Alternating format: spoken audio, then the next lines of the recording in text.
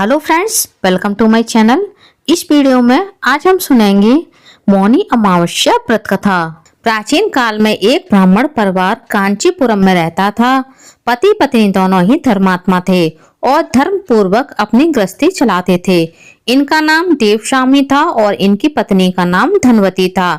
इनके 7 पुत्र और एक मात्र पुत्री थी जिसका नाम गुणवती था। जब गुणवती सियानी हुई तो देवशामी से धनवती ने कहा कि पुत्री के विवाह के लिए अब वर देखना चाहिए। ब्राह्मण ने अपने छोटे पुत्र को बहन गुणवती की कुंडली दी और कहा कि ज्योतिषी से इनकी कुंडली दिखवा लाओ जिससे गुणवती के विवाह की बात आगे चले। ज्योतिषी को कन्या की कुंडली दिखाई। उसने बताया कि विवाह होते ही कन्या विधवा हो जाएगी। ज्योतिषी की यह बात जब ब्राह्मण परिवार को मालूम हुई तो वह बहुत दुखी हो गया और इसका उपाय पूछा। ज्योतिषी ने बताया कि हे ब्राह्मण, सिंहन द्वीप में एक पतिव्रता महिला रहती है जिसका नाम सोमा धोबिन है। यदि कन्या की शादी से पहले सोमा आपके घर आकर पूजन करे और अपना आशीर्वाद दे तो यह दोष दूर हो जाएगा। ब्राह्मण ने अपनी पुत्री गुणवती को अपने सबसे छोटे पुत्र के साथ सिंहल द्वीप भेज दिया। दोनों भाई बहन सागर किनारे पहुंचकर उसे पार करने के बारे में विचार करने लगे। जब समुद्र को पार करने का कोई रास्ता नहीं मिला तो दोनों भूखे प्यासे एक पीपल वृक्ष के नीचे आराम करने लगे। पेड़ पर घोंसले में एक गिद्ध का परिवार रहता था। उस समय घोंसले में सिर्फ गिद्ध के बच्चे थे। वे सुबह से भाई बहन की बातों और क्रियाकलापों को देख रहे थे। शाम के समय जब गिद्ध की माता बच्चों के लिए भोजन लेकर घोंसले में आई तो बच्चों ने पेड़ के नीचे लेटे भाई बहन की कहानी माता को बताई। उनकी बातें सुनकर गिद्ध की माता को दोनों भाई बहनों पर दया आई और बच्चों के कहने से उसने कहा कि तुम लोग अब चिंता मत करो, मैं इन्हें सागर पार करवा दूंगी। बच्चों ने माता की बातों को सुनकर खुशी खुशी भोजन ग्रहण किया।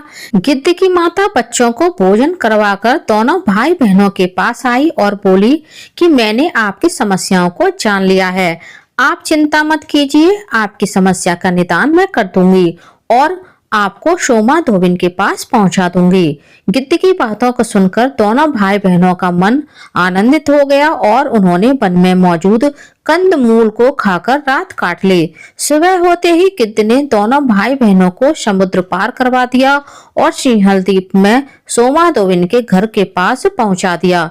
गुणवती सोमा धोबिन के घर के पास छुपकर रहने लगी। हर दिन सुबह होने से पहले गुणवती सोमा का घर लीप दिया करती थी। एक दिन सोमा ने अपनी बहुओं से पूछा कि प्रतिदिन सुबह हमारा घर कौन लीपता है। बहुओं ने प्रशंसा के लोभ से कहा कि हमारे अलावा यह काम और कौन करेगा।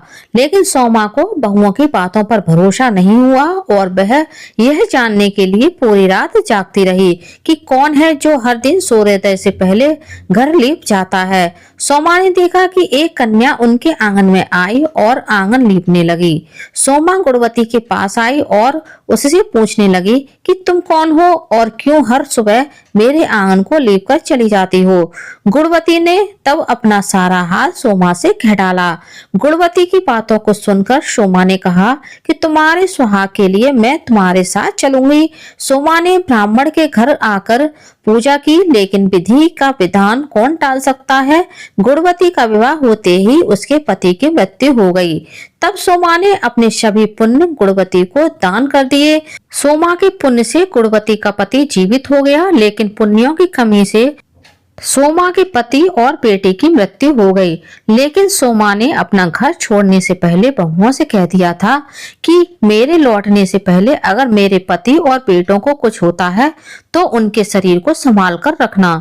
बहुओं ने सास की आज्ञा को मानकर सभी के शरीर को संभाल कर रखा।